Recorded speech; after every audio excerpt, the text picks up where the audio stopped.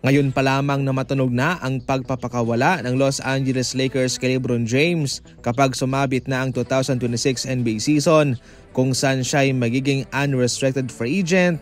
Eto na, marami na pong mga kupunan ang mga lumabas sa ngayon patungkol sa kanya. Isa na itong Cleveland Cavaliers na paboritong makuha siya, mga idol. Number 1 po ang Cavs sa listahan na siyang paboritong bagsakan nitong si LeBron. Eto na yung pinaka-perfect na team sa kanya, itong Cleveland Cavaliers. Dito siya nagsimula, dito nararapat na tapusin ang kanyang career.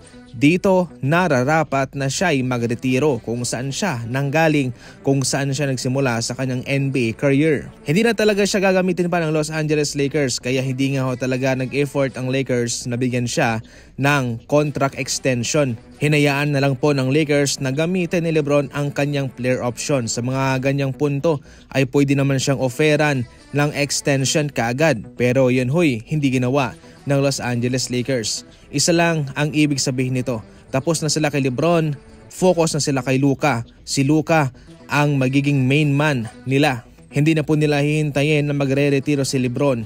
Ito ay kanilang papakawalan para sila ay makapag-rebuild na kaagad na siyang nakapalibot kay Luka. Sa kabilang banda, maliban po sa Cavaliers ay pwede naman pong mag-explore itong Miami Heat ng trade sa kanya.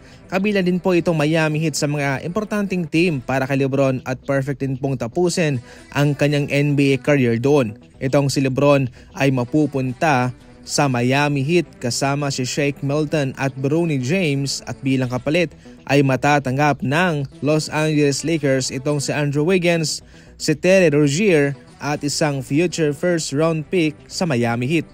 Okay na ang deal na ito. Merong LeBron itong Miami Heat na sa ngayon ay hindi pa naman kinakalawang.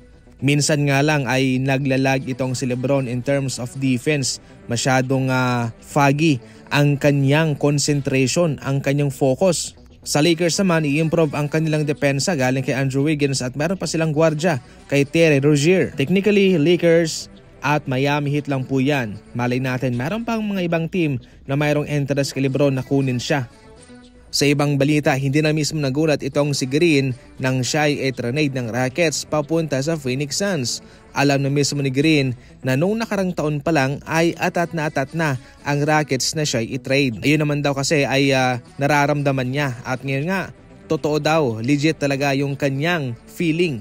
Alam naman niya na ito'y purong negosyo lamang at nag-trade ang Rockets para mag-improve pa nga ho sila. Dumagdag din po sa mga factor kung bakit kinakailangan siyang i-trade ng Rockets ay dahil sa kanyang inconsistent na performance sa playoff, especially laban sa Golden State Warriors. Pagkatapos ng kanyang big time performance sa next game ay mababa lamang na numero ang kanyang naibibigay. Ang nais kasi ng Rockets ay makatulong sa kanila yung consistent para makuha nila ang kampiyonato. At yun mismo nakita nila kay Kevin Durant na sa ngayon ay kanilang hawak na nga.